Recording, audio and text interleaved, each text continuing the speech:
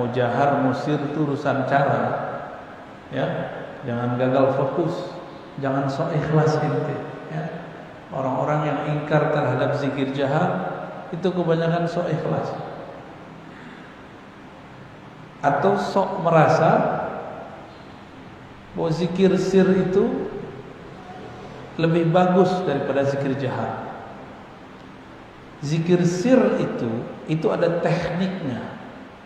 Kalaupun kita zikir sir tidak tahu tekniknya, sama aja bohong, nggak ada efek sama sekali. Zikir sir itu bukan cuma mengecilkan suara, tapi ada kaifiat di dalam sir itu, ada tata cara yang dibangun di dalam diri. Nggak hanya suaranya dikecilkan disebut sir, bukan begitu. Apa kata pengarang kitab ini? Inna dzikrullah tabaraka wa ta'ala masyru'un sirran wa jahra.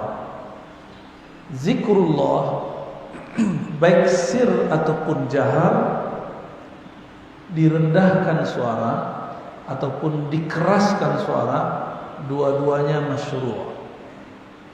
Dua-duanya masyru'. Apa arti masyru'? Disyariatkan. Artinya ada dalilnya.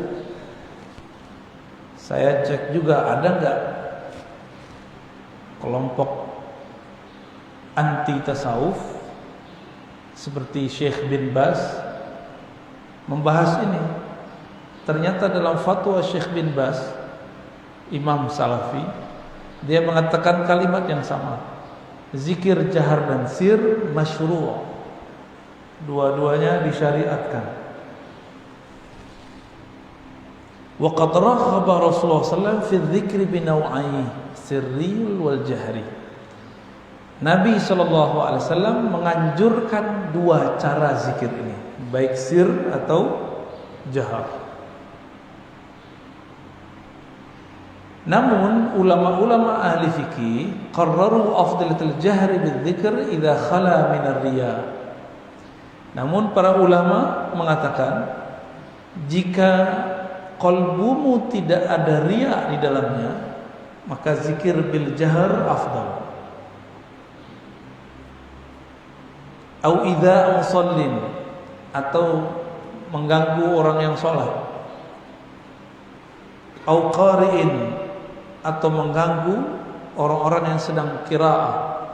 Au na'imin, atau mengganggu orang yang sedang tidur di rumah. Mustadillina bi ba'dil ahadits an-nabawiyyah asy-syarifah, berdasarkan beberapa hadis yang mulia. Ini hadis pertama, hadis Imam Bukhari, juga ada di Tirmizi dan Nasai. Dalam riwayat Sayyidina Abu Hurairah radhiyallahu taala anhu, Nabi sallallahu alaihi wasallam mengatakan Allah berfirman. Disebut al-hadis al-qudsi atau kudusi. Dia hadis Nabi, tapi Nabi menyebutkan Allah berfirman.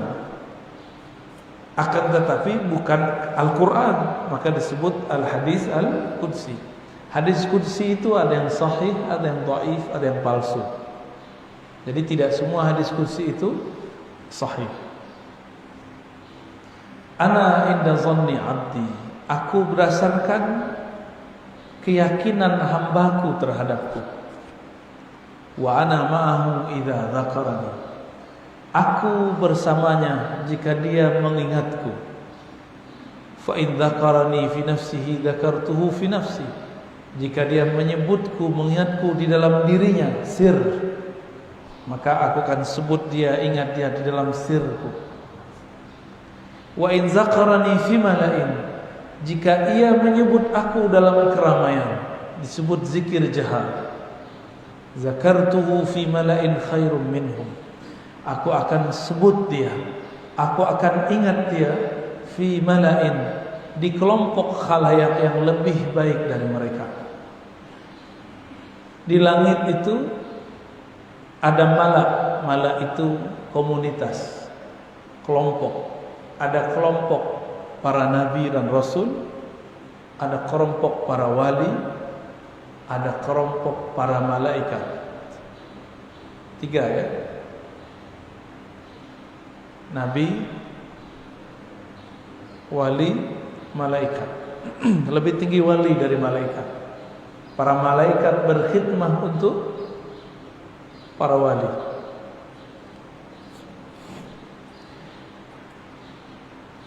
Kalam ini ingin menyebutkan bahwa orang yang berzikir dalam keramaian, maka nama-nama dia akan disebut Allah di sisi para nabi, para wali, dan para malaikat. Kalau ulama terdahulu hanya menerjemahkan di hadapan para malaikat, sehingga mereka keliru sebagian mengatakan bahwa para malaikat lebih afdal dari manusia. Tunggu dulu, manusia yang mana? Jika manusianya awam, maka malaikat lebih afdal daripada dia. Jika manusianya wali, maka dia lebih afdal daripada malaikat, apalagi nabi. Kenapa wali lebih afdal dari malaikat? Karena wali warasatul anbiya. Dia pewaris para nabi. Jadi makomnya cuma beberapa jengkal di belakang Nabi Muhammad dan para anbiya sallallahu wasallamu alaihim. Ada hadis Imam Al-Baihaqi.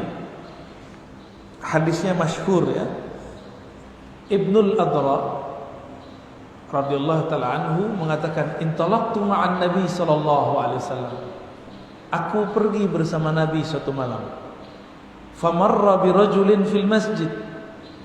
Lalu beliau melewati seseorang di masjid, yarfa' sautahu, yang dia sedang mengeraskan suaranya, yarfa', meninggikan suaranya. Apa kata Ibnul Adra? Ibnul Adra saat itu lagi punya pandangan zikir sir lebih afdal daripada jahar. Ya Rasulullah, asa ayyakuna hada mura'iyan. Wahai Rasulullah, itu yang zikir keras-keras itu riya ya. Jadi jangankan sekarang, dulu juga udah ada yang nuduh ya. Cuma dulu ada Rasulullah yang meluruskan dan mau diluruskan. Sekarang diluruskan gak mau. Hadisnya padahal sudah ada. Apa jawaban Nabi? Qala la walakinnahu awwah. Dia bukan riya. Dia justru sedang awwah. Awwah itu orang yang sedang asyik masyuk dalam kerinduannya kepada Allah Subhanahu wa taala. Saya sering mengibaratkan dengan orang nonton bola, masih ingat? Nonton bola, bolanya mau gol, teriak. Kalimatullah hendak gol masuk ke dalam kalbu. Maka orang-orang ini asik Allah, maka dia berteriak. Ya. Hadis ini riwayat Al-Baihaqi, walaupun tidak sampai derajat sahih, dia minimal hasan li ghairihi. Hasan li ghairihi. An Ibnu Abbas radhiyallahu ta'ala anhu, inna raf'a as-saut bil-dhikri hina yansarifu an-nas min al-maktuba kana ahlan nabi kana ala ahdi nabi sallallahu alaihi wasallam. Ini hadis diriwayatkan dalam kutubus sittah. Bukhari, Muslim, Abu Daud, Tirmizi, semuanya sepakat memberikan dengan lafaz yang sedikit berbeda-beda. Ibnu Abbas mengatakan, inna raf'as saut bil-dzikr, suara diangkat, suara dikeraskan, bil-dzikri, dalam berzikir, hina yansarifun nas minal maktubah, setelah selesai para sahabat salat wajib, kana al-hadin Nabi sallallahu alaihi wasallam, itu terjadi di zaman Nabi Muhammad sallallahu alaihi wasallam. Nabi ingkar enggak? Kalau Nabi ingkar, berarti ini bid'ah. Qala Ibnu Abbas, kuntu a'lamu idzan sarafu bidzalika idza sami'tu. Aku sangat ingat, sangat paham bahwa mereka melakukan itu setiap selesai sholat. Ini hadis Bukhari, Muslim, Abu Daud, Tirmizi, Nasai, semuanya merekam yang sama. Tiba-tiba ada bocah kemarin sore baru hijrah, terus bilang zikir keras-keras, zikir jahar ba'da sholat bid'ah. Katanya ikut sunnah. Sunnah mana yang ente ikuti?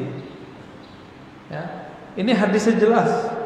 Ibnu Abbas yang berkalam. Nanti mereka mulai ngeles. Oh itu kan Ibnu Abbas ketika itu masih kecil. Ya salam. Hadzal hadis rawahul Bukhari ya syabab. Ini hadis diriwayatkan oleh Bukhari. Oke, hadis ini diriwayatkan oleh anak muda. Kita buka kitab Tadribur Rawi, Taqribun Nawawi. Apa kata Imam Nawawi? Kita buka kitab Ibnu Shalah tentang riwayatus saghir. Riwayat orang yang kecil, ketika dia masa kecil lalu dia riwayatkan ketika dia besar. Diterima atau tidak? Diterima. Sepakat Imam ahli hadis Ibnu Shalah, Nawawi, Ibnu Hajar Asqalani, Iraqi, Ibnu Katsir, Asyuti dan imam-imam ahli hadis bahwa riwayatus saghir makbulah.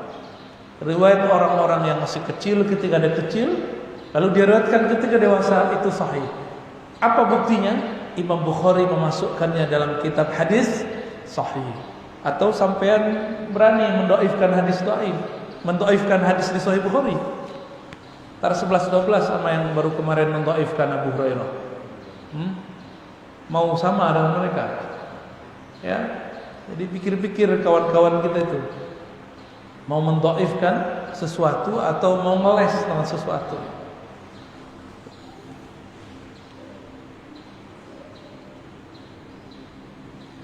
An-Sa'ib radhiyallahu taala anhu anna Rasulullah sallallahu alaihi wasallam qala ja'ani Jibril qala mur ashabaka yarfa'u aswatahum bitakbir. Ini dalam suatu kondisi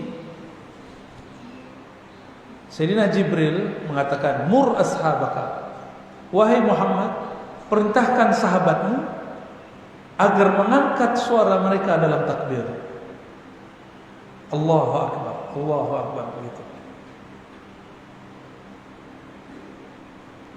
Dan dikatakan dalam hadis Imam Al-Hakim, hadisnya juga sahih, ketika Nabi mentalkinkan para sahabat, apa kata Nabi? Irfa'u aydiyakum faqulu la ilaha illallah. Angkat tangan kalian lalu bacalah dengan suara lantang la ilaha illallah. Itu ada semua itu dalilnya. Ini baru beberapa dalil. Kalau kita kumpulkan, Imam Suyuti telah mengumpulkan sekitar 25 hadis, 25 hadis keutamaan atau perintah mengenai hadis dengan jahar, bahwa mengeraskan suara ba'da sholatkah, di luar sholatkah, itu sangat dianjurkan. Bahkan ada imam di Madinah namanya Imam Al-Qurani. Siapa nama imamnya? Punya kitab judulnya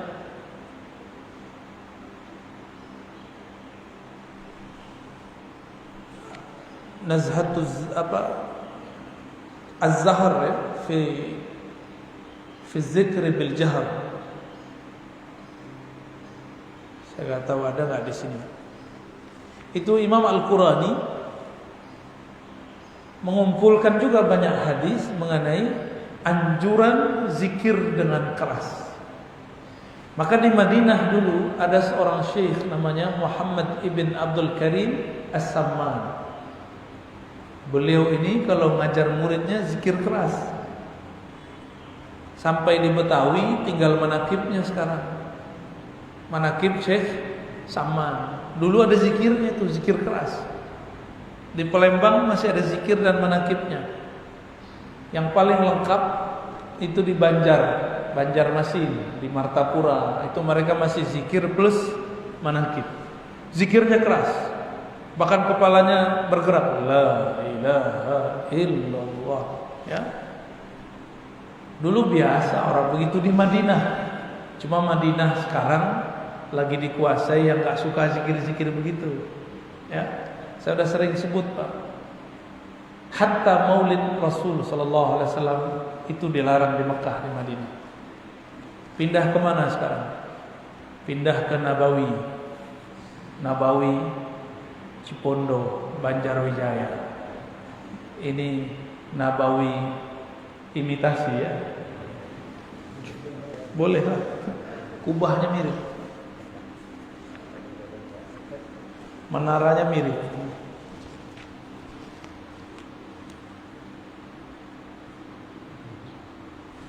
Jadi Imam Suyuti ditanya, amma a'tadahu sadatu Sufyan min aqdi hilaq adh-dhikr wal jahr bihi fil masajid wa rafi as-saut bit tahlil, hal dhalika makruh am la? Ini Imam Suyuti ini imam ahli hadis. Beliau lah yang terakhir digelari sebagai Khatimul Huffaz, penutup para hafiz, Imam As-Suyuti, murid terbaik Imam Ibn Hajar Al-Asqalani, pensyarah Al-Bukhari. Apa kata Imam Suyuti ketika ditanya, apa pandangan engkau wahai Imam mengenai sebagian kelompok sufi? Ini jelas-jelas nih, gak usah malu-malu, kita sebut aja nama sufi. Mereka membuat majelis menghitung-hitung zikir, terus menjaharkannya di masjid, bahkan raf'us saut bitahlil, bahkan mereka bertahlil dengan suara keras. Ini jelas. Ini NU Muhammadiyah belum ada nih ya, Salafi belum ada, Jemaah Tabligh belum ada, apalagi Persis belum ada nih. Kitab ini sudah ada, kitab Imam Suyuti Al-Hawi, Natijatul Fikri fil Jahri bidzikri. Itu risalah kecil ditulis oleh beliau. Natijatul Fikri fil Jahri bidzikr. Apa kata beliau? Innahu la karahata fi syai'in min dzalik. Tidaklah dimakruhkan zikir menghitung-hitung di masjid. Misalnya nanti ada imam yang mimpin, subhanallah, subhanallah, subhanallah, subhanallah. Itu tidak makruh. Apalagi menjaharkannya, mengeraskannya, warafus saut, mengangkat suara, enggak dimakruhkan. Wa qad waradat ahaditsu taqtadi istihbab al-jahr bidzikr. Ini pagi ini kita kajiannya kajian dalil ya, bukan kajian qalbu ya. Jadi dibuka-buka pikirannya. Buka dulu pikirannya. Kalau sebelum-sebelumnya kita campur aduk qalbu dalil, qalbu dalil. Ini kita bikin panas dulu otak antum ya, supaya nanti kalau ketemu mereka yang otaknya panas, pikiran antum tinggal disejukkan. Cukup panasnya di sini. Ya. Apa kata beliau? Hadis-hadis banyak menyebutkan istihbab al-jahri bidzikr, keutamaan anjuran zikir dengan jahar. Ini ngomong Imam ahli hadis. Berarti kalau nggak begini jangan dia ahli hadis. Juga ada hadis taqtadi istihbab al-israr. Ada hadis yang menganjurkan mensirkan. Berarti hadis jahar dan sir itu sama-sama ada. Dua-duanya sangat dianjurkan. Wal jam'u bainahuma, maka menggabungkan kebolehan keduanya itu lebih utama. Namun kapan dijaharkan, kapan dilembutkan, yakhtalif al-ahwal wal ashkhas. Itu beda keadaan, beda personal. Lalu beliau sebutkanlah beberapa kalam-kalam ya. Di antara kalam itu ada sebuah riwayat khairul dzikr al-khafi, sebaik-baik zikir yang khafi. Itu kalau qalbunya sedang ingin yang tenang-tenang. Tapi ada kalam Imam Nawawi. Apa kata Imam Nawawi? Zikir yang dilembutkan itu dianjurkan jika antum jahar masih riya. Kalau sudah hilang riyanya, maka jahar pun dianjurkan. Itu versi Imam Nawawi. Kalau versi saya lain. Riya itu urusan qalbu, bukan urusan mulut. Bukan urusan suara keras tidak keras. Orang riya, orang tulus gak tulus, yang harus dibenarkan qalbunya. Maka sebelum zikir harus ada tashihun niyyah. Niatnya dibenerin dulu. Ulama kita membuat sebuah kalimat yang sudah jadi ijma' di kalangan sufi. Ilahi anta maksudi wa ridhaka matlubi. Ya Allah, hanya Engkau tujuanku, bukan ingin dikenal manusia. Hanya ridhamu yang kami cari. Ini dikalamkan, zikir terserah antum, mau jahar mau sir sama. Mau jahar sir sama, karena sudah dibuat. Jadi kita namanya membuat sistem di dalam diri kita sendiri. Ya. Komputer aja bisa dibuat sistemnya, masa diri kita nggak bisa dibuat. Itu yang disebut niat. Seandainya orang yang riya tidak boleh berzikir, maka imam-imam yang di kolbunya belum ada keikhlasan gak boleh jadi imam. Karena imam selalu menjaharkan. Seandainya riya, orang yang kolbunya ada riya tidak boleh berzikir dengan suara keras, maka muazzin yang kolbunya belum tulus diharamkan untuk azan. Repot gak? Ya, jadi ini beda metode. Imam Nawawi, imam ahli hadis, ahli fikih, dalam bab tasawuf beliau muqallid. Beliau mengikut gurunya. Ya, maka kita ikutin imam-imam kita yang mereka bisa memahami ini lebih sempurna.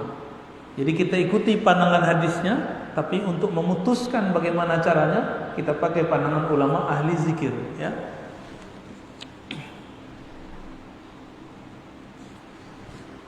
Nah, kalau saya memilih ada opsi sesuai dengan ada yang di sini, ini cocok. Kenapa Allah memberikan fasilitas boleh zikir keras, boleh zikir lembut? Ternyata ada rahasianya. Boleh zikir keras, kadang-kadang kolbu melayang-melayang jika zikirnya sir. Ada rasa bosan, zikir diam itu ada bosannya. Maka kadang-kadang seseorang itu untuk menghilangkan kebosanan, dia perlu bersuara dengan suara yang indahkah atau suara yang menghentak ke dalam kolbunya. Hilanglah al-malal. Innallaha la yamallu hatta tamallu. Allah tidak pernah bosan sampai kamu bosan. Maksudnya jangan monoton kalau zikir. Zikir itu fleksibel karena Allah itu maha fleksibel.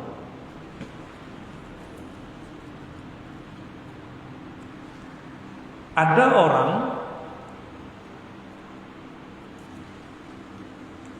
menggunakan ayat yang ayat itu tidak berkaitan dengan larangan zikir jahar untuk melarang zikir jahar. Biasanya dipakai surah Al-A'raf ayat 205. Wazkur rabbaka fi nafsik. Sebutlah nama Rabbmu di dalam dirimu tadarruan wa khifatan wa dunal jahri minal qaul. Tidak lagi dijaharkan dari qaul. Surat 7 ayat 205. Apa jawaban Syekh Abdul Qadir Isa? Innaha makkiyah. Itu ayat Makki, turunnya di Mekah. Mekah saat itu dakwahnya sir. Gak boleh dakwah jahar, karena jahar membahayakan. Bisa dibunuh oleh musyrik. Siapa yang membunuh? Musyrik. Siapa yang terganggu? Musyrik. Situ musyrik terganggu dengan zikir jahar. Sirik kali ya, sirik bahasa anak muda.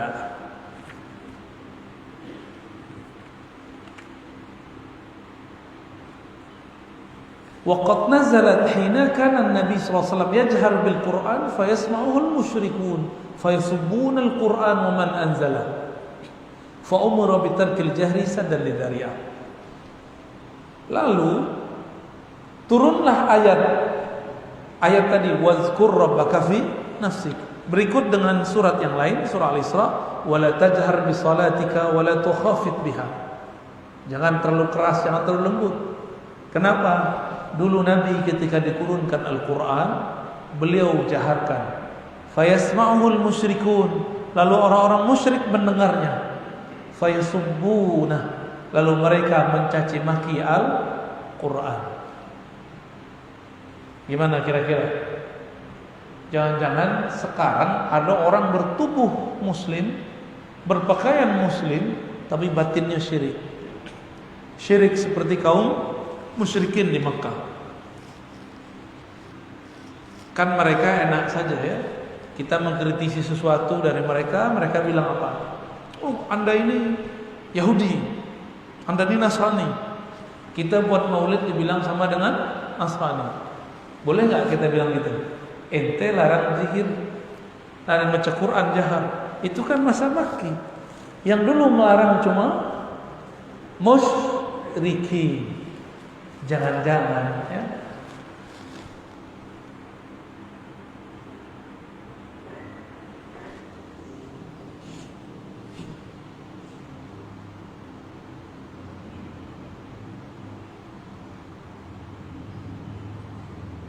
Ini masih banyak dalilnya.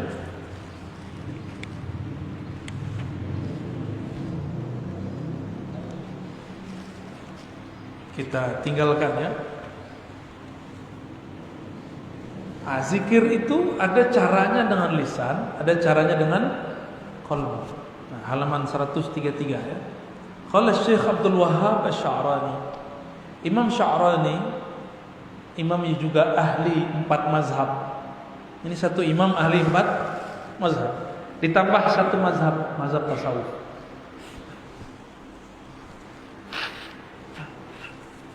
Apa kata beliau?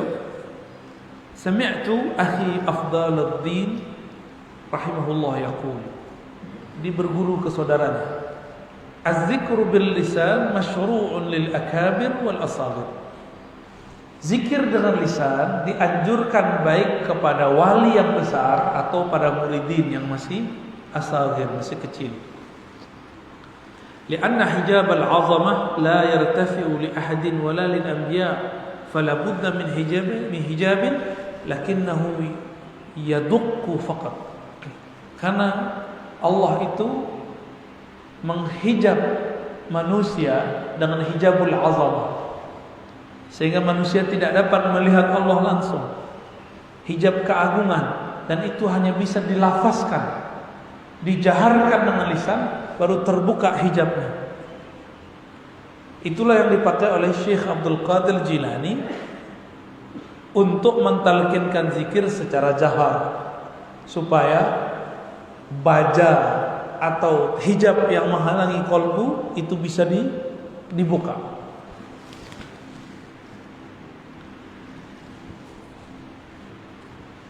Lalu beliau mengatakan, dinukil oleh Imam Syekh Abdul Qadir Isa daripada Syekh Al-Imam An-Nawawi, ajma'al ulama ala jawaz az-zikri bil qalbi wal lisan. Ulama sepakat bahwa zikir dengan lisan dan qalbu itu dibolehkan, ya. Baik bagi yang sedang hadas, junub, haid atau lagi nifas. Ini bagi ibu-ibu nih. Kan banyak ibu-ibu nanya, Ustaz, boleh nggak zikir pagi sore? Boleh, tetap dianjurkan. Itu kan ayat Quran. Ayat Quran yang dijadikan zikir bukan Quran, karena dia potong-potongan. Contoh, antum mau makan bismillah nggak? Bismillah dari Quran nggak? Tapi kalau dibaca sebelum makan, dia bukan bagian dari Quran. Dia disebut zikir. Zikir aja. Maka boleh bau orang yang junub, bau orang yang nifas, bau orang yang haid, tetap diperintahkan zikir bil lisan ataupun bil qalb.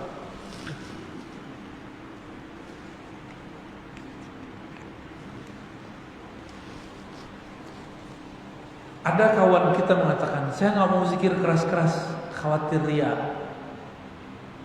Apa kata Imam Fudail bin Iyad? Fudail bin Iyad imam salafus salih. Ini imam dipuji oleh Ibnu Taimiyah, imam salafi, sebagai imam sufi yang benar. Ini dipuji nih ya. Jadi Ibnu Taimiyah itu hanya percaya sufi masa lalu, tapi tidak percaya sufi di zamannya. Apa kata Fudail bin Iyad? Inna tarkal amali li ajli an-nas riya. Justru sebaliknya, engkau meninggalkan zikir amalan karena khawatir riya, itulah riya yang sebenarnya. Tuh bingung kan? Ternyata riya itu ada dua, ingin dipuji atau ingin takut dicaci. Kenapa takut dicaci? Karena ingin dipuji. tar zikir pakai tasbih. Soleh amat ente. Tuh, takut dibully. Sejak kapan ente tobat? Kan gitu ya. Ya, tobat. Kawan ini takut dibully.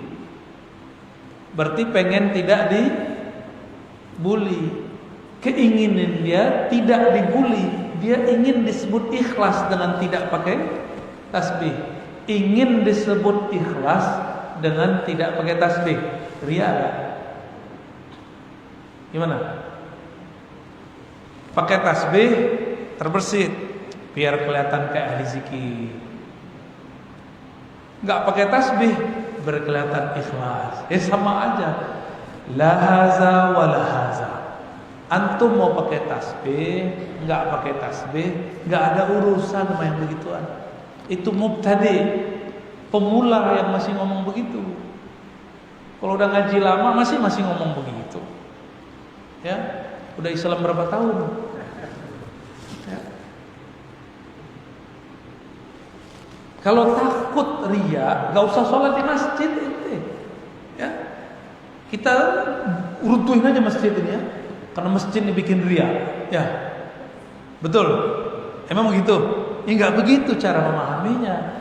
Jika kita takut ria, lalu kita tinggalkan amalan itu, maka akan banyak perkara syariat kita runtuhkan. Sedekah di masjid kelihatan nggak sama orang? Kelihatan. Mau bangun masjid kelihatan nggak sama orang? Kelihatan. Saya takut ria, saya nggak mau bangun masjid. Tak jadi Masjid Nabawi ya. Itulah akibat kalau ilmu qalbu, ilmu zikir dibicarakan ahli fikih. Jadi kalau ingin belajar qalbu, ngaji ke ahli qalbu, jangan ngaji ke ahli fikih. Syukur-syukur ahli qalbunya mengerti fikih. Itulah fikih yang sebenarnya. May yuridillahu bihi khairan yufaqihhu fid din.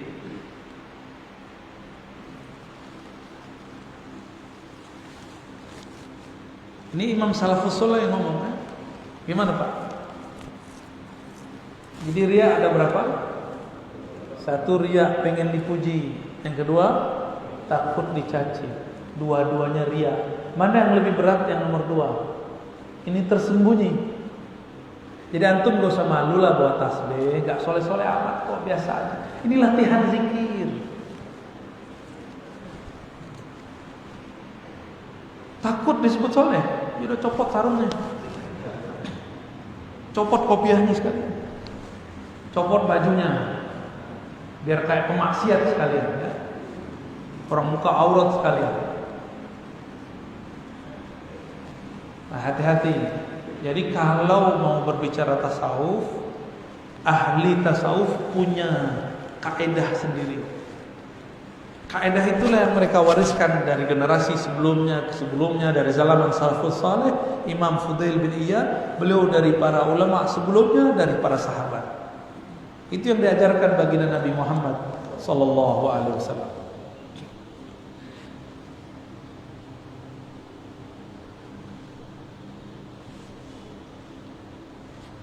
Saya nggak bisa menikmati zikir kalau keras-keras, gitu ya. Kalau begitu, dia kalau haji umroh bisa menikmati nggak? Waktu haji umroh banyak orang zikir kiri kanan nggak? Kenapa dia bisa menikmati zikir di Masjidil Haram, padahal orang banyak? Oh, berarti masalahnya suasana hati. Bukan masalah berisik nggak berisik, masalah kolbunya belum tenang, kolbunya belum stabil, kolbunya belum mutmain.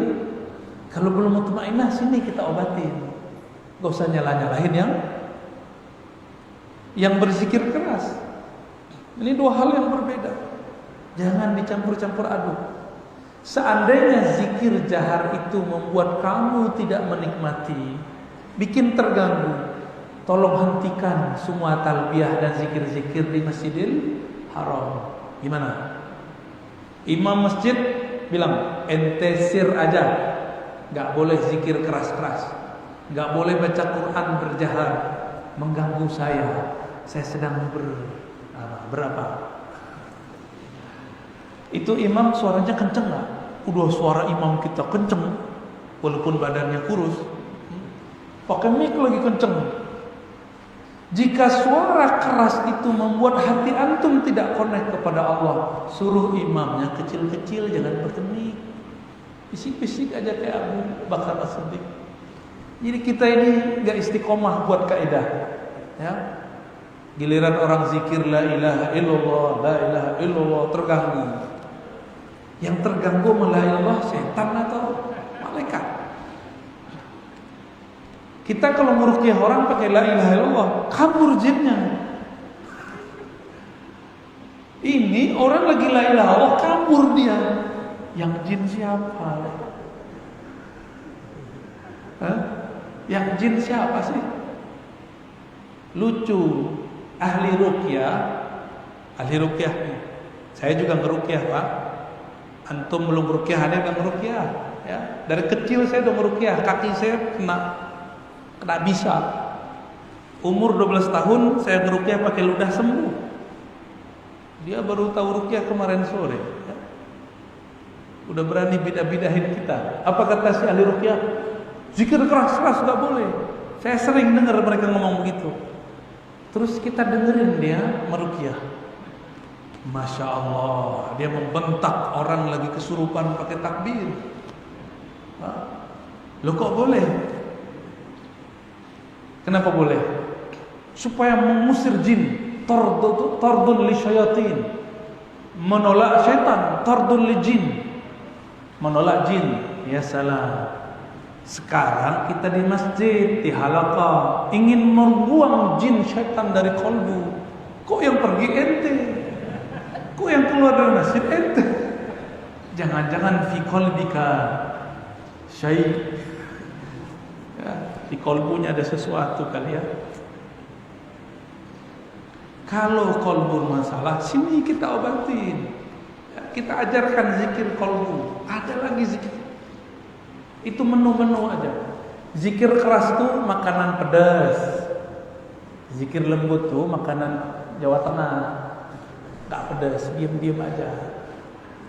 Sama lah kira-kira begitu ya.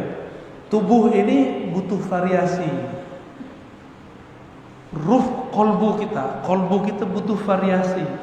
Kadang dia perlu zikir lewat telinga suara. Maka orang-orang maulid tuh kolbunya insya Allah lembut itu, insya Allah. Karena dia sering dengerin sholawat. Masalahnya yang sholawat suaranya gak enak. Dalam hati, ini suara kok gini amat.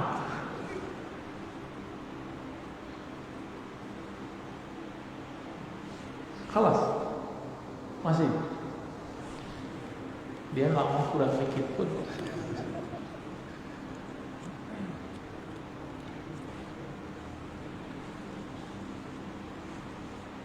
Lalu apa dalil zikir berjamaah?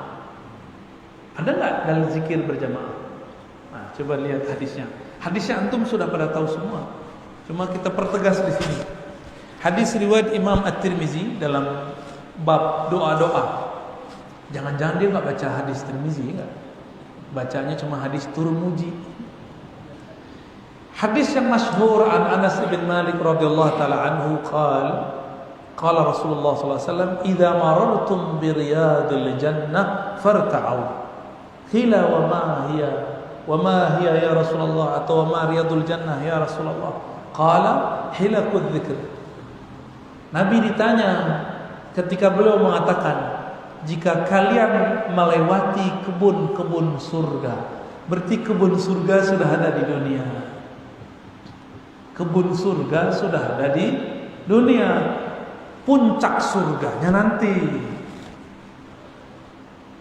Kalau kebun ada taman nggak di situ? Ada bunga-bunga nggak di situ? Ada pohon-pohon nggak di situ? Ada buah-buah di situ? Ada air mengalir. Kata Nabi, jika kamu melewati kebun-kebun surga, maka teguklah, petiklah buahnya, minumlah airnya, ambillah bunganya, hiruplah harumnya. Itu maksudnya farta'au. Ya, udah sering dengar hadisnya, tapi kok maknanya baru muncul sekarang ya? Kebun itu di dalamnya lengkap, ada sungai-sungai, ada manggis, ada apel. Antum sukanya apa? Kurma, duren, ada duren. Duren itu zikir keras, dibuka dulu, keras itu ya. Kalau jatuh tuh dari atas kena lumayan. Tapi kalau dibuka, min awwalihi ila akhirihi lazzah. Kecuali dia tuh gak suka duren. Kok ada orang gak suka duren di dunia ya? Begitulah kira-kira orang gak suka zikir jahar. Orang gak suka zikir jahar itu seperempat makanan akhirat udah hilang sama dia. Sama kayak orang gak suka makan duren. Tapi zikir jahar kebanyakan bikin mabuk. Iya, makanya beberapa orang zikir jahar mabuk dia. Hilang badannya, jatuh dia. Saya waktu kecil hampir setahun mengalami itu. Setiap zikir jahar la ilaha illallah hilang, pingsan. Lalu zikir la ilaha illallah baru 3 kali pingsan. Pernah lagi sholat, Allahu Akbar, pingsan. Kata orang kepala saya kejedot, tapi saya nggak ngerasa apa-apa. Tong, kena tembok itu, tapi nggak ngerasa apa-apa. Kenapa? Kepala saya sedang dibenteng oleh la ilaha illallah. Dulu Pak masih umur 12 tahun. Antum ngapain umur 12 tahun? Main kelereng ya. Aneh kelerengnya zikir Allah masuk dalam kolom. Nabi kemudian menjawab, halaqah zikir, itulah taman-taman surga di dunia. Jadi kalau ada orang zikir, ada orang maulidan, besok ada baca maulid nggak? Ada? Ajib. Apa? Dibai berjanji. Suaranya enak ya. Terus request aneh boleh. Gendangnya jangan terlalu keras. Baik, cari hadrah lembut. Khusus ya. Tumpah. Kalau lagi masak. Baik. Kebetulan kita alirannya melankolis. Kalau lagunya pop. Baik. Ini hadis Imam Tirmizi. Gurunya Imam Tirmizi, Imam Bukhari, meriwayatkan hadis yang lebih kuat. Begitu juga Imam Muslim. Inna lillahi malaikatan sayyarah wa fudala yaltamisuna majalis az-dzikri fil ard. Ini di versi Muslim. Sesungguhnya Allah memiliki malaikat yang disebut sayyarah dan fudala. Jadi ada klan-klan malaikat namanya sayyarah. Sayyarah dalam bahasa anak pesantren artinya mobil. Sukanya sayyar, sara yasiru. Sara yasiru siratan, jalan-jalan. Jadi ini malaikat suka traveling. Apa yang dia cari? Malaikat travelingnya pakai kaki, pakai roda atau pakai sayap? Pakai sayap. Lebih cepat daripada mobil antum. Ya, pakai sayap, nyampe kemana-mana dalam sekejap, dalam sesaat. Dia bisa wusul kemana aja. Fudala, mereka adalah malaikat-malaikat utama. Yaltamisuna majalisa, bukan majlisa, majalisa. Majlis berarti lebih dari satu. Ini antum kalau bisa lihat dengan qalbu, dengan ruh, itu banyak malaikat yang sedang berkumpul di atas kita. Mulai dari tadi azan itu sudah banyak dan mereka sedang ganti shift. Ada malaikat namanya muta'aqibin. Muta'aqibin ini ganti shift. Tapi kalau yang ini sayyarah, mereka tidak. Selesai majelis baru dia pergi. Kalau malaikat shift pagi sore, ini terbit matahari, dia naik ke atas. Dan ada yang turun. Maka yang mendengarkan majelis yang punya zikir pagi sore, itu malaikat yang naik turun ini akan mengabarkan kepada Allah, ya Rabb, kami tinggalkan hambamu, dia lagi dengerin majelis zikirmu, dia sedang mendengarkan ilmu-ilmu mengenai namamu. Nama antum disebut-sebut tuh di sana. Ya Rabb, semoga Allah terima kita di sana. Amin.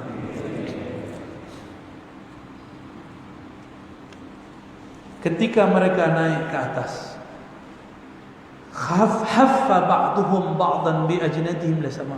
Karena malaikat itu juga ada space-nya. Kalau satu sudah datang, ya maka yang lain numpuk terus. Jadi ini sepanjang mata memandang ke atas, itu mereka berkumpul seluas masjid ini. Numpuknya ke atas, bukan melebar ke samping. Kalau ke samping jin. Nah, ini kasih tahu ya, serius. Kalau makhluk jin itu dia ada yang ke atas, lalu dia ke samping. Karena jin ini juga tidak bisa lihat malaikat, maka dia kira dia duduk setempat padahal malaikat sudah duduk duluan. Kecuali jin-jin tertentu yang wali dia tahu. Nah, jin yang nggak tahu, maka dia ke atas. Macam-macam tuh ya, banyak. Jadi majelis-majelis ahli zikir itu dikunjungi oleh jin dan malaikat. Jin yang soleh dan malaikat-malaikat sayyarah, malaikat fudala. Tuh, mereka-mereka ini. Fayaqulullah min aina jitum. Lalu ketika mereka selesai pengajian, mereka naik. Fayaquluna ji'na min aina jitum. Allah bertanya, padahal Allah Maha tahu. Begitulah birokrasi arsyiyah, arsy, langit Allah Subhanahu wa taala. Min aina ji'tum? Wahai malaikat, kamu datang dari mana? Apa jawaban mereka? Ji'na min 'indi ibadika yusabbihunak wa yuhammidunak wa yuhallilunak wa yas'alunaka wa yastajizunak. Kami datang dari majelis hamba-hambamu. Mereka di sana menyebut namamu, bertahlil, bertasbih, bertahmid, dan meminta supaya engkau melindungi mereka daripada azab engkau. Fayaqul ma yas'alun. Apa yang mereka minta? Yas'alunal jannah. Para malaikat mengatakan, mereka hanya minta surga ya Allah. Lalu Allah bertanya, wa hal ra'auha? Apakah yang ikut majelis itu sudah pernah melihat surga? Fayaquluna la ya Rabb. Mereka belum pernah melihat surga ya Allah. Lalu Allah mengatakan, fa kaifa law ra'auha?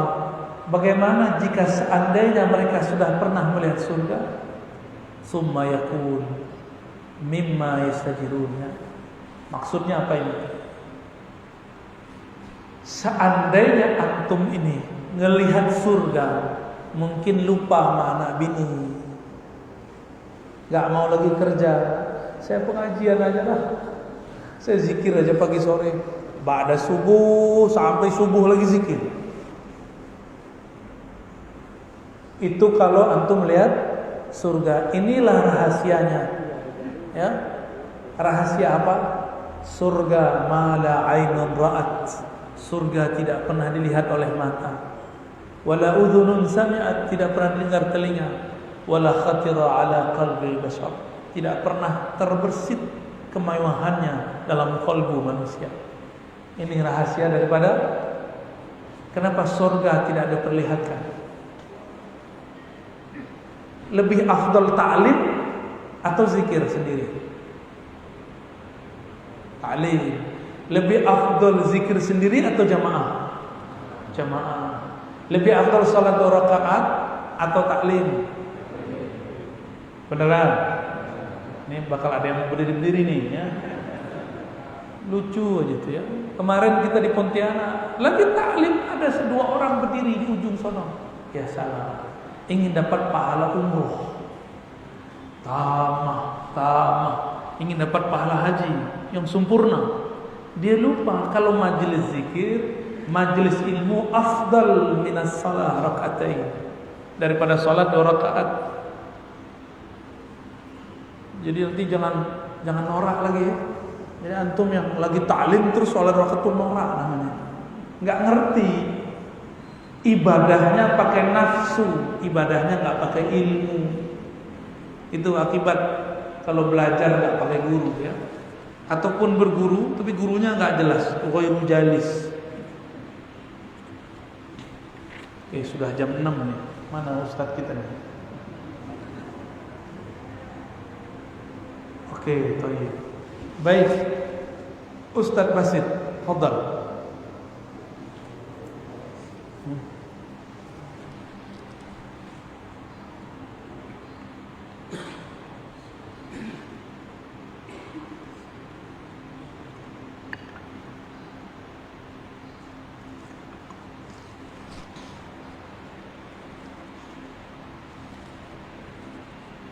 Izin ada yang bertanya.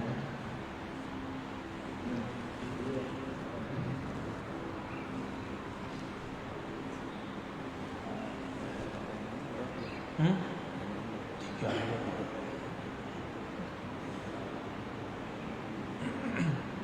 Assalamualaikum warahmatullahi wabarakatuh. Assalamualaikum.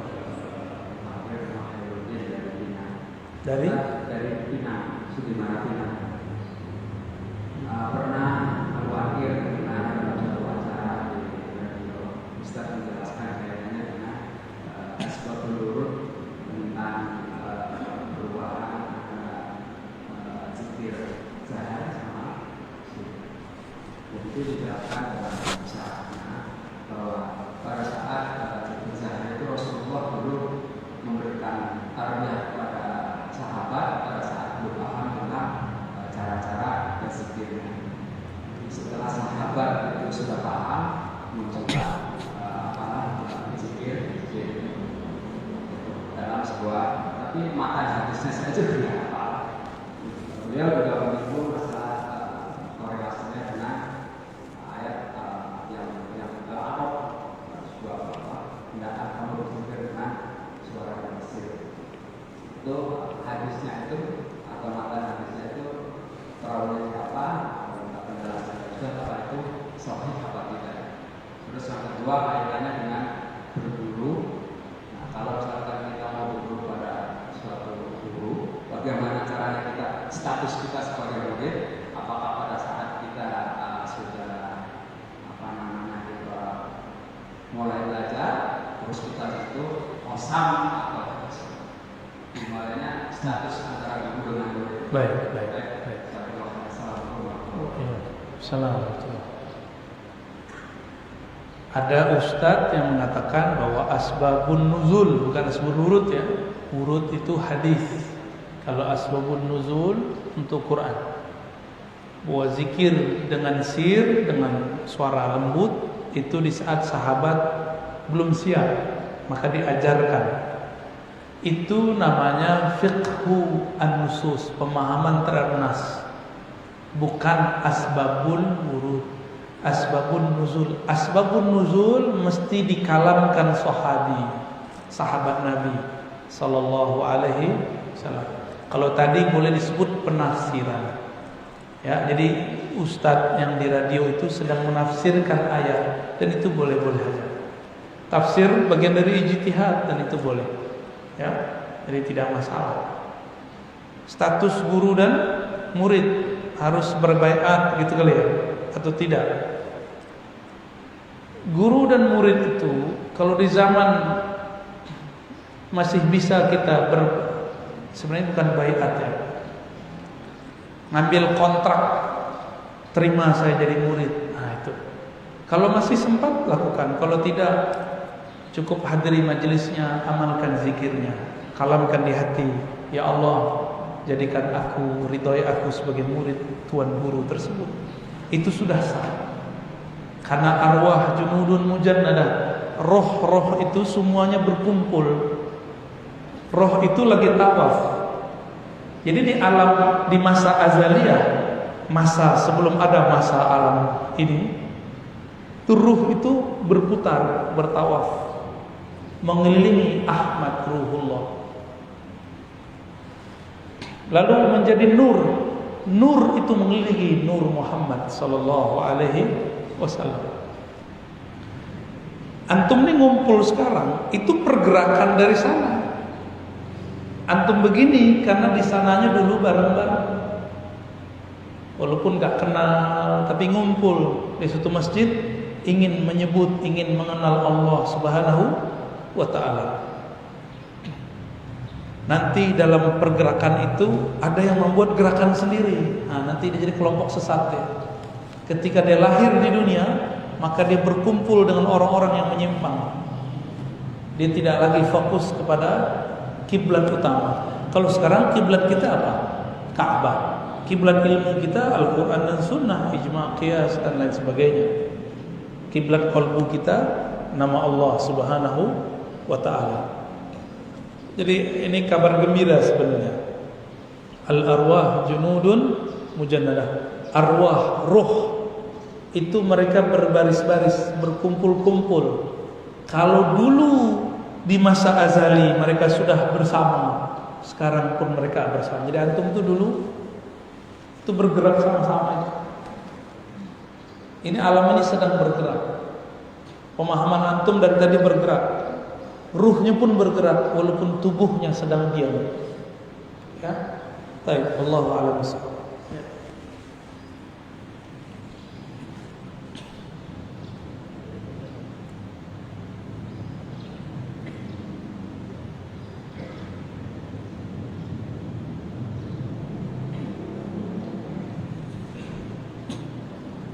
Assalamualaikum warahmatullahi Assalamualaikum. Saya mau bertanya, nama saya Rodi dari Papua. Yang saya mau tanyakan, di masjid kita ini yang mungkin ada beberapa yang dinamakan Salafiyah, Muhammadiyah atau itu, itu solusinya di mana saja? Kalau misalnya untuk jadi praktek sholatnya itu mengikuti yang mana gitu, yang mana? Karena dalam sholat itu sudah bertentangan antara paham dia dan paham yang dia itu. Jadi kita itu kayaknya ada keraguan aja. Bismillah atau mungkin mazhab dia atau acak-acakan atau gimana apa kita mesti di Indonesia ini dianjurkan satu mazhab gitu aja udah. Kalau mungkin kalau satu mazhab kan aku semua gitu ya. Baik. Ada disarankan satu mazhab enggak gitu. Oke, ya. Ya, terima kasih Ustaz. Assalamualaikum. Assalamualaikum. Orang-orang di negeri ini, di Nusantara, Indonesia, Malaysia, Singapura, Brunei, ini orang-orang yang kompak biasanya. Orang kita ini paling kompak, bahkan haji umroh aja kompak. Pagar bengong-bengong itu, orang Arab tuh bengong. Orang kita kalau talbiyah, kalau zikir itu ramai-ramai, labbaik Allahumma labbaik. Kata orang Arab, labbaik amat ente. Kita baca labbaik, dia bilang labbaik. Tapi orang Indonesia paling rapi. Orang Malaysia, Brunei, Singapura, Patani itu kalau sholat di mana aja paling rapi. Karena mazhab kita dari lucu cuma satu, mazhab Al-Imam Syafi'i. Tapi saya mau kasih tahu antum bahwa di Damaskus itu beda masjid dan beda mazhab. Yang nggak ada di sana cuma mazhab Hanbali. Belakangan baru muncul orang menghidupkan kembali mazhab Hanbali di Mesir. Ada syekh, dia mazhabnya Hanbali. Dia bersambung sanad ke Imam Ahmad bin Hanbal. Salafi tidak ikut mazhab manapun. Enggak ada mazhabnya Salafi itu. Bahkan mereka membatalkan mazhab. Bahkan Albani mengatakan orang bermazhab itu dengan sebutan yang tidak pantas dikatakan. Muhammadiyah tidak terikat dengan mazhab manapun tapi tidak anti mazhab. Namun pendiri Muhammadiyah mazhabnya Syafi'i. Bismillahnya dijaharkan. Tarawihnya 20 tambah 3. Salat subuhnya kunut. Itu pendiri Muhammadiyah. Muhammadiyah sekarang saya nggak tahu, antum cari aja sendiri ya. Di majelis tarjih setahu saya tidak ada ungkapan anti mazhab. Yang ada kami tidak terikat mazhab, begitu versi Muhammadiyah. Selama Muhammadiyah tidak anti mazhab, mereka tidak terikat, tidak masalah. Tapi kalau mereka mengatakan mereka anti mazhab, itu sudah sama dengan mengkhianati pendiri Muhammadiyah. Ya. Dan saya yakin tidak ada ulama Muhammadiyah yang begitu. Yang ada cuma ubaru. NU mengakui 4 mazhab, prakteknya 1 mazhab. Di masjid ini ya tergantung dari dulu mazhabnya apa nih? Syafi'i, ya sudah Syafi'i aja. Kecuali antum tarbiyah dulu umat. Besok kita pakai mazhab Hanafi ya. Ada enggak guru yang ngajarin mazhab Hanafi di sini?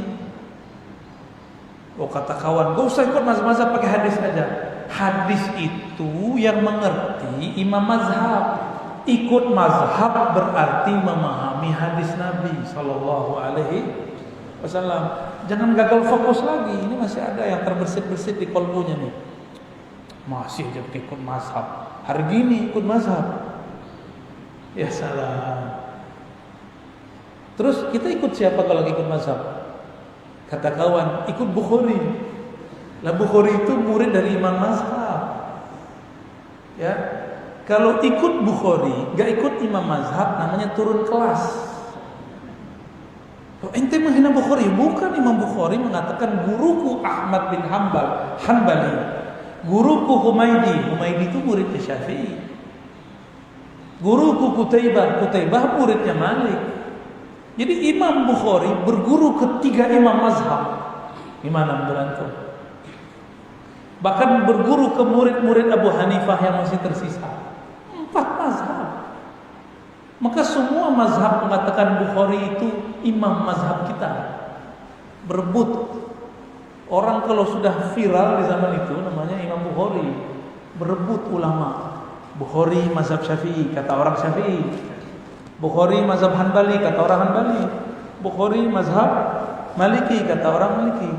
Pas Hanafi agak bingung dikit. Nih Hanafi bergaya. Imam Ahmad bin Hanbal pun sebelum ikut Imam Syafi'i, beliau adalah mazhabnya Ahlur Ra'yi, Hanafi. Ya. Jadi enggak usah khawatir. Orang kalau dia sirkan basmalah bukan berarti enggak baca, dia baca. Di Mesir itu beda kampung, beda desa, itu udah beda mazhab. Ada masjid di Damaskus di Suriah namanya Masjid Imam Ahmad bin Hanbal. Itu mazhabnya suka-suka siapa yang jadi imam. Imamnya Syafi'i, imamnya Hanafi, imamnya Maliki. Jadi nggak ada masalah. Maka saya pun juga mengajak antum semua, mari jangan saklek lagi dalam bermazhab. Tapi jika ingin aman, tidak ada keraguan syak, mantapkan dulu satu mazhab, baru main-main mazhab yang lain. Ini Syafi'i aja belum beres, udah sok-sokan Hanafi. Ya, gitu ya. Wallahu a'lam bishawab. Khalas, satu lagi. Assalamualaikum warahmatullahi wabarakatuh. Saya dengan Mas dari Pondok. Kemudian saya bertanya, dalam kajian tadi, zikir itu terbagi 2, zikir jahar dan zikir sir. Ada kalimat Abdul zikir tatmain dan qulub, Abdul zikir la ilaha illallah, yang ditanyakan gimana cara menempatkan Abdul zikir itu biar kalbu kita itu hidup. Baik. Dan menyatu. Ya. Begitu. Wassalamualaikum warahmatullahi wabarakatuh. Salam. Dalam surat 13 ayat 28, ala bidzikrillah tatmainnul qulub. Ketahuilah hanya dengan menyebut nama Allah kalbu jadi tenang. Kalbu tenang menyebut nama Allah. Berarti nyebutnya di mana? Di kalbu. Belajar zikir kalbu, Pak ya. Jangan cuma di sini, apalagi di MP3, apalagi di YouTube. Kan di YouTube tuh ada zikir Allah 1,5 jam full. Itu yang tenang mah cuma MP3-nya.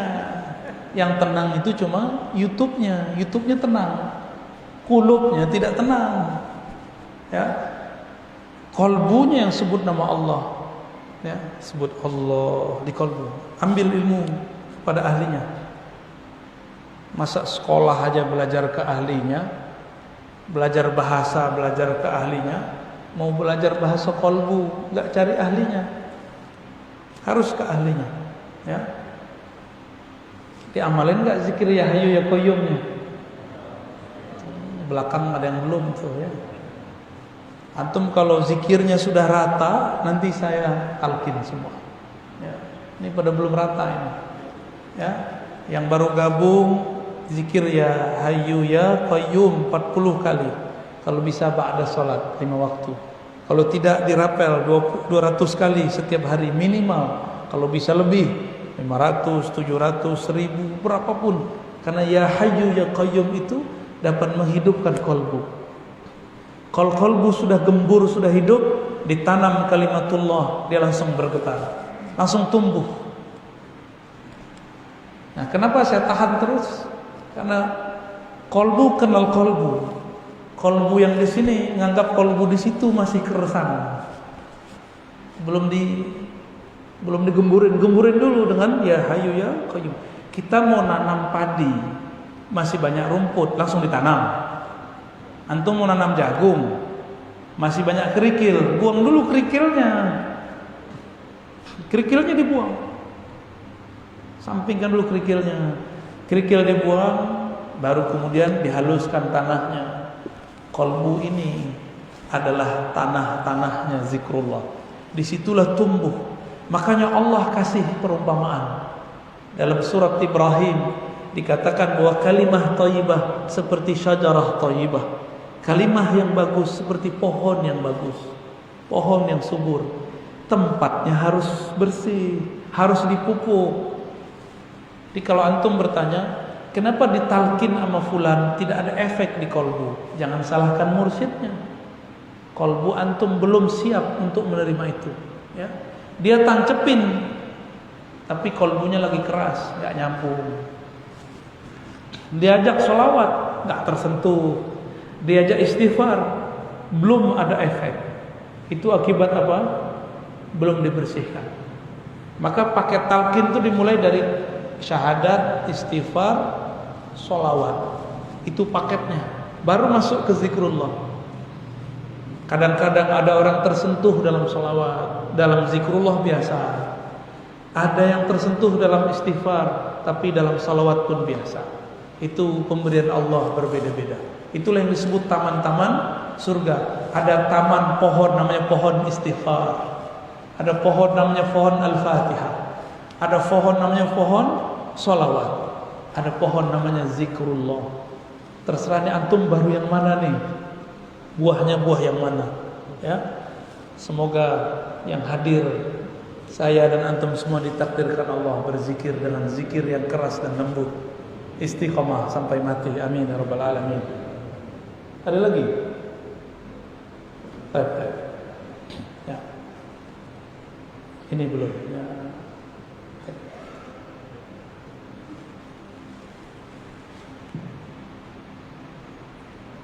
Assalamualaikum warahmatullahi wabarakatuh. Ini pertanyaan ya. Insyaallah kalau saya bisa bertemu dengan beliau hari. Alhamdulillah. Alhamdulillah selama ini mungkin saya cuma menggunakan zikir beliau itu belum langsung ketemu orang itu. Insyaallah hari ini saya mau ketemu langsung dengan alhamdulillah zikir itu mau bersalat.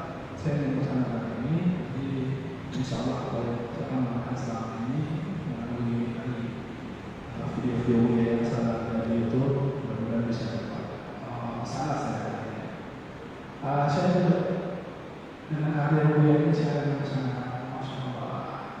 Jadi para jin, para kebatinan itu sangat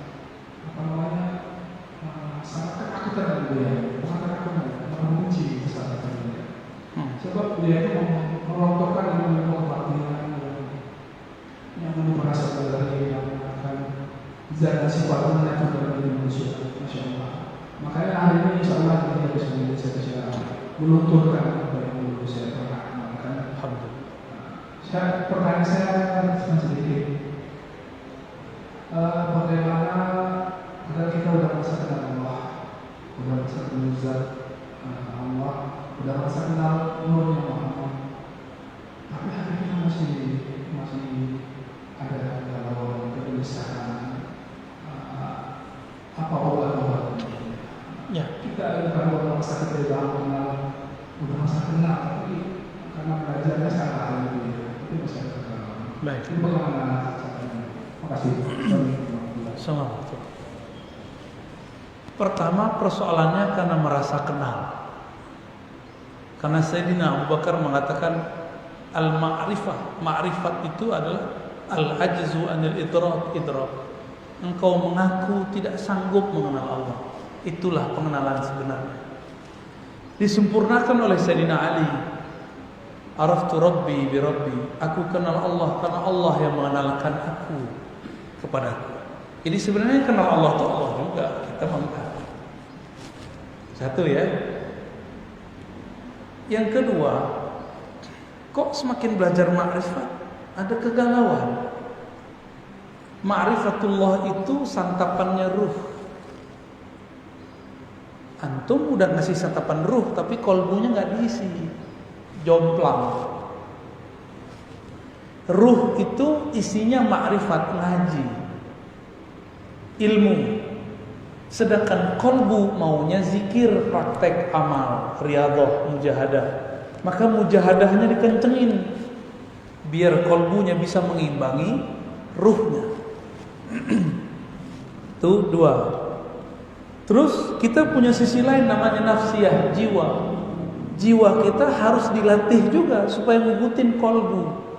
Maka makannya dikurangi, karbonya dikurangi. Kalau antum nggak bisa ngurangin, oke. Mengurangi makan namanya bab sabar. Sekarang antum nggak bisa kurang, ambil bab satu lagi, syukur. At-ta'imus syakir kas-sa'imis sabir. Hadisnya sahih. Orang yang tidak sanggup beramal thariqat sabar, ngurangin makan minum, ya udah sekarang antum thariqatnya syukur. Makan, minum dan syukuri itu. Itu sama. Kata kasaimis sabr. Pilih mana? Kalau antum kayaknya milih yang syukur ya. Itu di kampung saya namanya gadang saleru. Nafsu besar. Maunya enak-enak aja ya. Syukur pun gak boleh pakai nafsu. Syukur nggak boleh pakai nafsu. Syukur itu kebeningan yang ada dalam kalbu. Sabar pun nggak boleh pakai nafsu. Saya nggak mau makan. Saya pengen jadi wali. Itu pakai nafsu juga namanya itu. Saya nggak mau tidur. Saya ingin latihan. Itu pakai nafsu. Jangan pakai nafsu.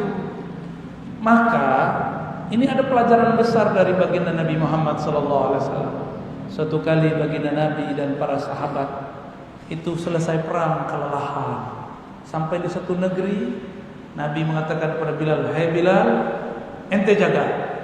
Hadis Bukhari. Ternyata Bilal tertidur lagi begini, Pak. Bisa juga dia tidur lagi pakai tombak. Jadi Bilal itu karomahnya bisa tidur berdiri. Kalau antum udah tahu dah.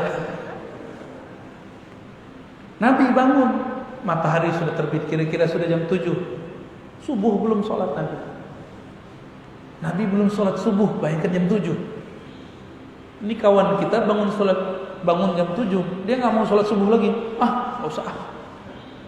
Maksiat sekalian. Durhaka sekalian. Nggak begitu, itu iblis yang ngomong. Kalau kolbu yang ngomong, kalau salah mundur, perbaiki.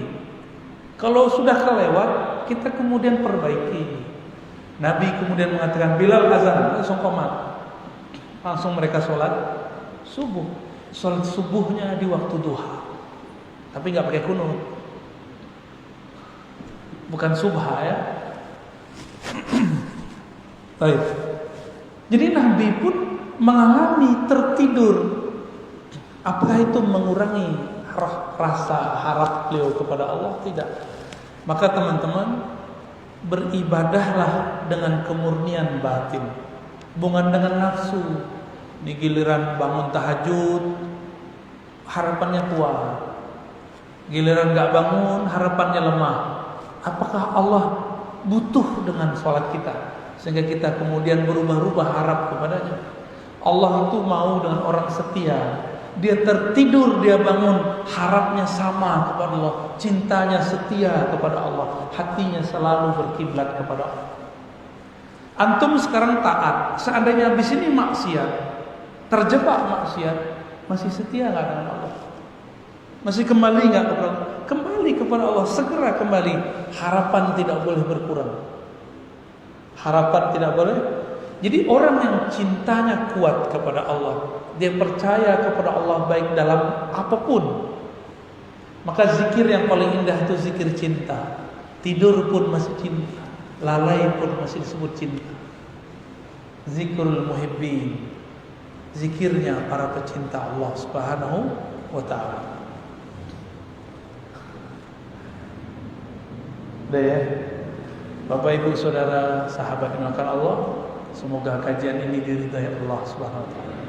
Semoga yang hadir dicatat namanya, dibawa malaikat dilaporkan kepada Allah Subhanahu wa ta'ala, satu persatu dilaporkan. Amin ya rabbal alamin. Semoga nama kita tertulis indah di surga, dihapuskan dari neraka. Semoga jika kita dijemput oleh Allah nanti, lidah ini terakhir mengatakan namanya, la ilaha illallah Muhammadur Rasulullah. Jika nanti malaikat Munkar Nakir bertanya, man rabbuka, siapa Rabbmu? Kita langsung mengatakan, Rabbi Allah, kul huwallahu ahad, Allahus samad. Semoga nanti jika kita dibangkitkan, kita langsung dicari Rasulullah, karena ada tanda-tanda nur di wajah, nur wudu yang tulus, nur zikir yang tulus, nur sujud yang betul-betul ikhlas. Amin ya rabbal alamin. Demikian dari kami, semoga bermanfaat. Tidak usah salaman bil qulub ya. Insyaallah Allah mencintai kita semua. Assalamualaikum warahmatullahi wabarakatuh.